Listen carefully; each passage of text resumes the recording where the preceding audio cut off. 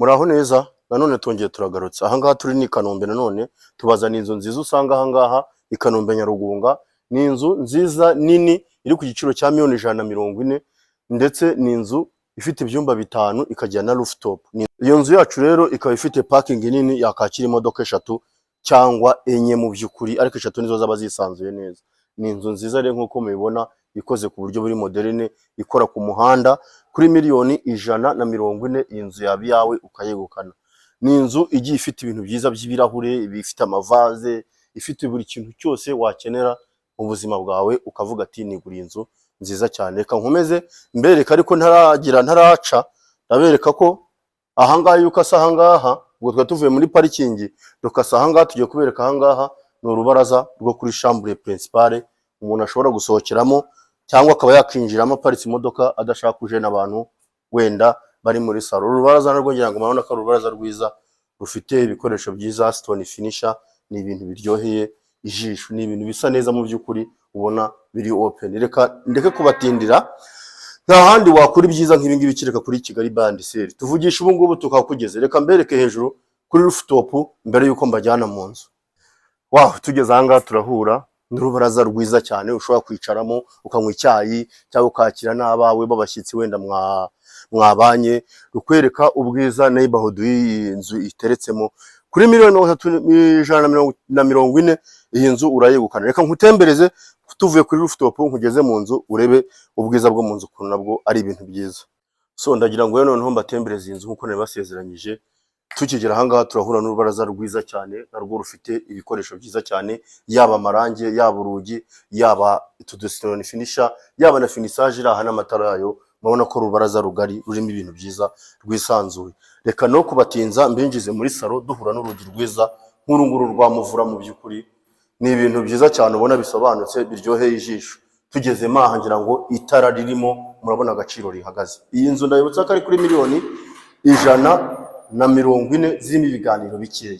Ngira ngo ureba rura rugi muri kamera, urebe nino TV stand, urebe ko ari ibintu biryoshye, ukubita amaparafo meza nk'aya ngaya gypsum n'amatara, urabona ko ari ibintu biteguye. Kuri miliyoni 140 zawe rero ntutinde, banguka.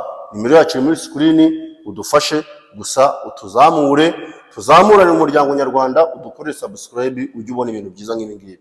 Ahangaha turahita twinjira already muri salle à manger. Twahageze murabona ko ari salle à manger ngari cyane nayo yisanzuye, ndetse ikaba irimo na lavabo nziza cyane, udukoresho twiza, ikirahure kwa kundi umara kurya ugakaraba ukanireba mu kirahure. Ni ibintu byesitaye neza. Ariko iyo salle à manger yacu iri open na kitchen.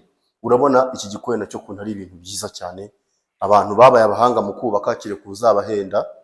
Ariko ahangaho rwose igiciro cyaho ndabwira ko kiri fe miliyoni 140 hani Kanombe, ahantu muri quartier nziza ituwe cyane iri ku muhanda. Ni ibintu byiza bisa neza. Reka ne kubatinza mbereke muri chambre y'abashyitsi.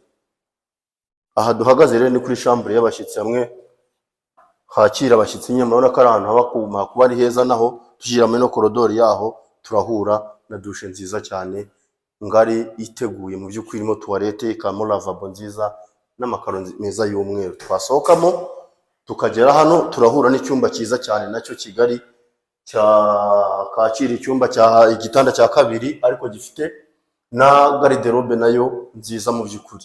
Reka mbatembereze, nabwiye ko ari ibyumba 4 n'amadushe na toilette 3, tukagira na rooftop kuri miliyoni 140. Reka mbinjize no mu bindi byumba murebe ubwiza bw'iyi nzu. Nkuko mwabibonye tumaze kubereka icyumba kimwe. Aha twinjiye muri no koridori idufasha gusharinga ibyumba biri aha ngaha. Ndagira ngo cameraman yinjire yongera abanyerekera icyumba kiri aha ngaha.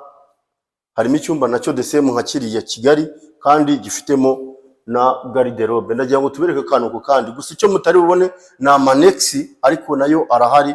Igikoni cyo hanze, inzu y'umukozi, byose birimo birateguye kantu ku kandi. Hano turahura na douche.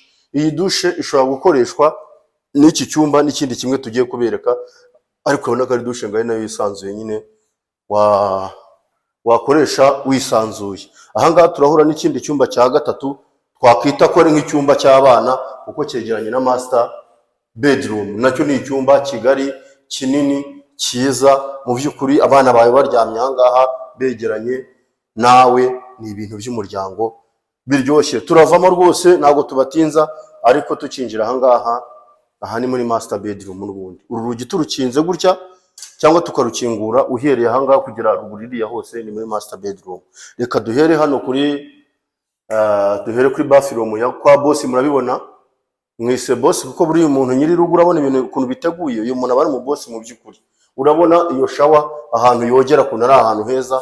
Urabona ko bashyizemo akantu keza ko kwicara kuri abadamu baba bafite inda bashaka kwicara ngo biruhukire, gukaraba biroroha. N'utuntu twiza cyane duteguye. Urabona iyi lavabo kuntu ari lavabo iri moderne mu by'ukuri. So ntabwo mbatindira, hano hari umwanya twateguye gushyiramo akabati k'inkweto. Aka nako wagashyiramo ukajya usiga inkweto ahangaha, uvuye koga ukajya koga ugahita ugaruka ukinjira noneho muri master bedroom. Murabona ahantu h'umuryango mu by'ukuri ukuntu haba hangana. Hajyamo n'igitanda kigari, n'ibitanda ngira ngo nka 3 byajyamo, ariko murabona ko uyu muntu ari umuhanga mu kubaka mu by'ukuri. Kandi ubwo no kuvuga ngo vestiaire nayo murayibona ahangaha. Ngira ngo vestiaire itandukanye na chambre yo kuryamamo.